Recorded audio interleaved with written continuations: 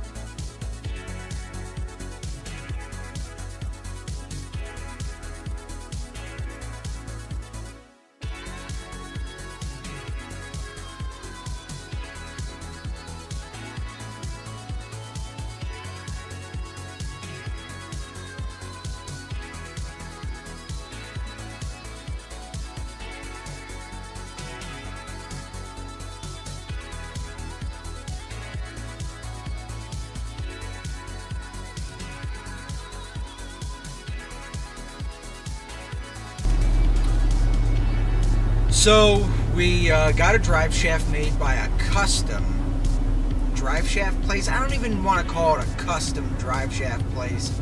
I'm just going to call it a place that just builds drive shafts. I mean, there's no big guarantee on these drive shafts as far as racing. How much horse can these drive shafts withstand? Nothing of that nature. It's just a place, as far as I'm concerned, that builds drive shafts for people who just need drive shafts, you know? While that doesn't sound very exciting, and it doesn't maybe give a lot of you a whole lot of, what do you want to say, comfort, or,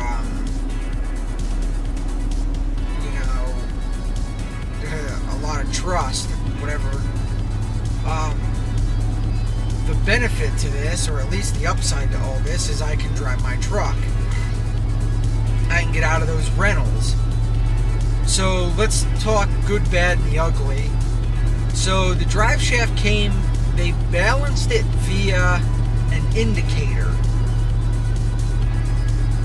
Okay? They didn't tack on any balance weights. So between about 50 and 65, there's a slight hum. And I don't know if you can hear that, but there's a slight hum. It makes it sound as if I've got like mud tires on my truck. It's slightly annoying because that's exactly what I think. I think I've got mud tires on my truck, and that really fucking enrages me. But I got the drive shaft yesterday. I made a video yesterday, and the audio was muted on my camera. Go figure. But I took it out. I went up to 80. It seemed alright. If I can find a place to balance it, I'll have a little bit more confidence. That's the word I'm looking for. Confidence. In this drive shaft. But at the same time, I don't want to push my luck and end up back in a rental car. So I've kind of debated about I've only got 2 months left before winter comes, and then I've got to go lease something. Okay? So I thought about just getting by over the winter time, save up, and possibly get a carbon fiber drive shaft.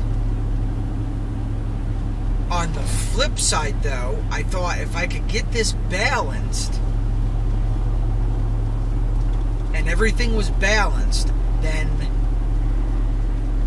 maybe I will try to push this a little bit before winter, just to get a feel for it, just to report back and say, hey, this drive shaft's actually doing pretty good, or whatever, you know?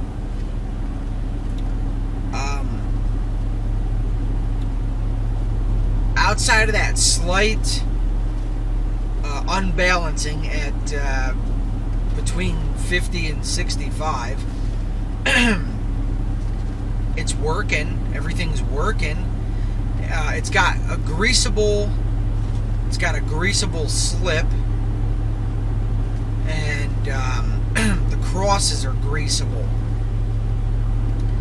So take that for what it's worth. I'm not very hip on if you should have greasable crosses and all that type of shit. I don't know. Do you want them or don't you? Is it worth it or isn't it? I don't know. I'm not the almighty drive shaft man. So,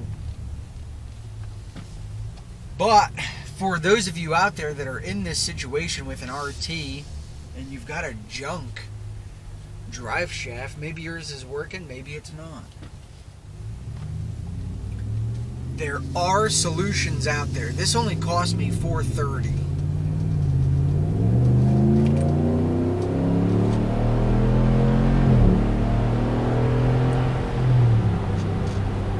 It seems to be doing all right. That was 80 miles an hour.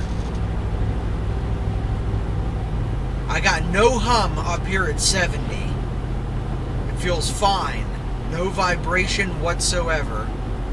But when I get down, I'm 68. I'm 67. 5. And there it is.